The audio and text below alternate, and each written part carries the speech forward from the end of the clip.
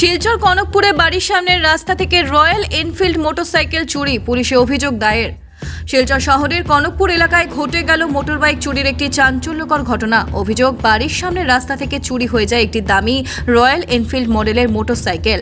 ঘটনায় ভুক্তভোগী শামসের উদ্দিন শিলচর থানার অন্তর্গত কনকপুর দ্বিতীয় খণ্ড মজুমদার লেনের বাসিন্দা। আজ তিনি রঙিরখাড়ি আউটপোস্টে একটি লিখিত এফআইআর দায়ের করেছেন। অভিযোগপত্র অনুযায়ী তিনি তার ব্যক্তিগত রয়্যাল এনফিল্ড মেটরর 350 বাইকটি নিজ বাড়ির সামনের রাস্তায় যথারীতি তালা মেরে পার্ক করে ঘুমোতে যান। কিন্তু সকাল 6টা 30 মিনিট নাগাদ ঘুম থেকে উঠে দেখতে পান বাইকটি তার জায়গায় নেই। তিনি আশপাশের এলাকায় খোঁজাখুঁজি করলেও কোথাও বাইকটির সন্ধান মেলেনি।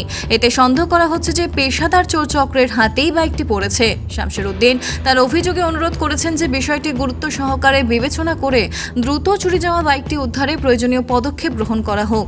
এদিকে রঙিরখাড়ি পুলিশ সূত্রে জানা গেছে অভিযোগ গ্রহণ করা হয়েছে এবং বাইক চুরির ঘটনাটি তদন্তাধীন রয়েছে।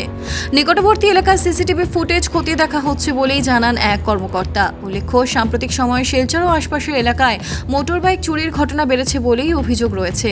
এ ধরনের ঘটনা শহরের নিরাপত্তা ব্যবস্থার উপর প্রশ্ন তুলে দিচ্ছে। কালকে বিকালে আমি বাইক অন্য রাখলাম, ওই জায়গাতে রাখার পরে আমি গিয়ে গরু ঢুকছি।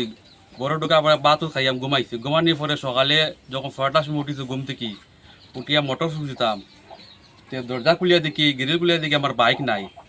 তো বাইক নাই, খুঁজি করার পরে তোমার আত্মীয় স্বজন সব জিজ্ঞা করলাম, কেউ তো কইতুন না, নিছুন না।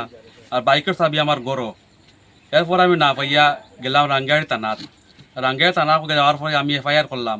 এফআইআর সারতার আইয়া ইনভেস্টিগেশন করিয়া ভিডিওটা লইয়া কেসটা রেজিস্টার করছেন। সেও যদি দয়া করে বাইকটা যদি কোনো জায়গায় দেখেন ফাইয়া তখন যদি আমারও নম্বর দয়া করিয়া যোগাযোগ করবা। আর যে বাইক পাইবা তাকে আমি একটা খুশি মনে একটা সাহায্য করবো। ওগুলো আপনার কাছে অনুরোধ রইল আপনার কাছে।